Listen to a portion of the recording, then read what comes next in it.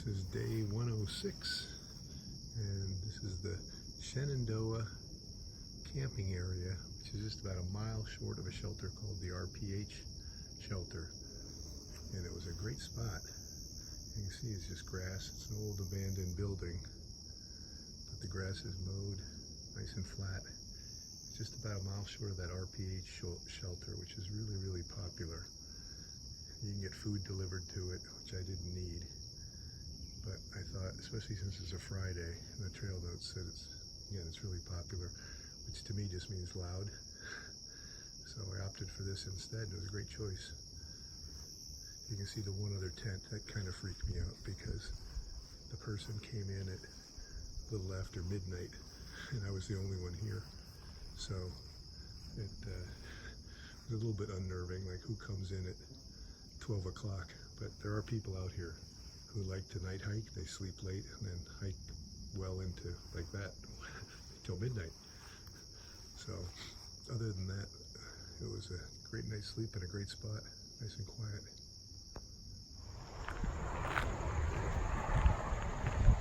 This is the Taconic Parkway. Thankfully this morning no frogger across the Taconic Parkway.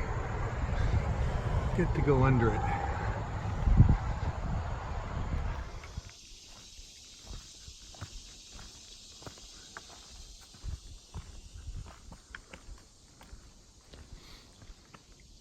A great view with the barn there. It's going to be a hot and hazy and humid day.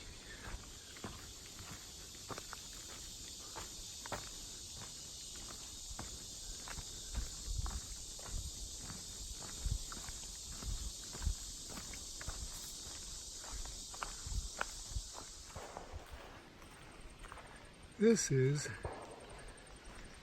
the east end, according to the trail notes, of Nuclear Lake. You believe it? It's called Nuclear Lake. It's beautiful too.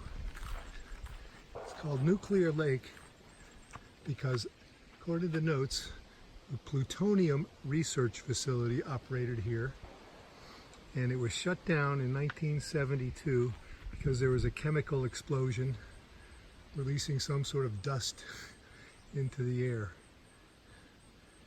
Now they've deemed it safe and routed the AT by it, but I'll pass on drinking the water. And then why they would put a plutonium research facility somewhere like this is a whole nother question. But anyway, there's no camping, no swimming, certainly no drinking the water, but it is pretty. It's a shame.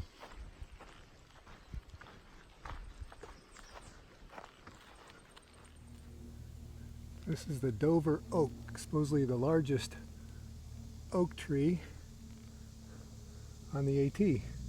Right now I could use some of the water that the Dover oak somehow manages to get. The last stream was completely dry at the shelter I just passed, which I was counting on, and I'm almost out.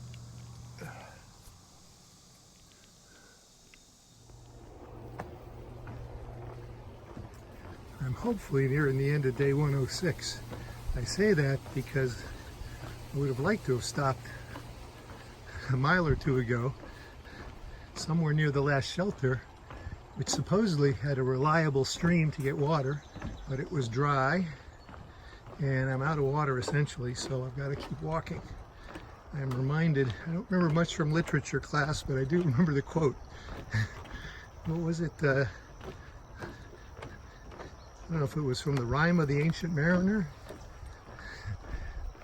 I don't know if that's the poem or not, but water, water everywhere and not a drop to drink, I think was the quote. Because I'm essentially walking through a swamp and there's no water to be had, and there's a thunderstorm brewing, and that's not going to help my water situation either. Water, water everywhere, not a drop to drink. That's the theme here right now. But at the road crossing up here, there's a garden center, which is It's after 5 o'clock, and I think closed at 5 o'clock. I'm hoping there's a spigot outside. Another alternative is to walk a mile down the road to a deli, which I really don't want to do. Or walk 3 more miles to another quote-unquote reliable stream. So I'd really like to think that the garden center has an outside spigot. Oh, and this is a very famous spot as well. Probably doesn't have water though.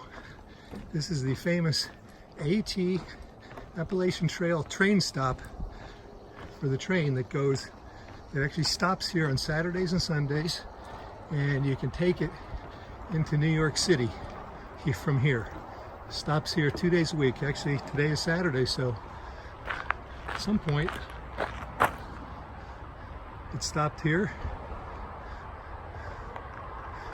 and you can catch the train into the city. But all I really care about is water, and they don't have any.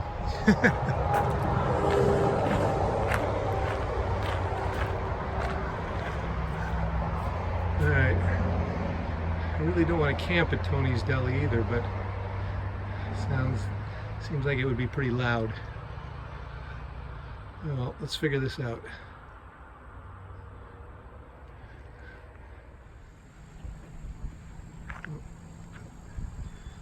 Thank you, Native Landscapes Garden Center. I suspect it was the owner, but he was just closing up and he let me get water. Really fortunate. Very hiker friendly. Well, hopefully my luck holds here. I managed to get water at the garden center right as he was closing up, and it appears that I'm going to miss this storm, at least for now. And so if I can find a campsite, right now I'm crossing private land, which the AT does occasionally, so I can't put my tent down here. But if I can find a campsite fairly soon, I'll be 3 out of 3, which would be really nice. I really don't want to have to go all the way to the next shelter, which is another 5 miles, which would be something like, I don't know, close to 30 for the day, 28 anyway. So nice if I can find a good tent spot somewhere in the next mile or so, and I would be a happy man.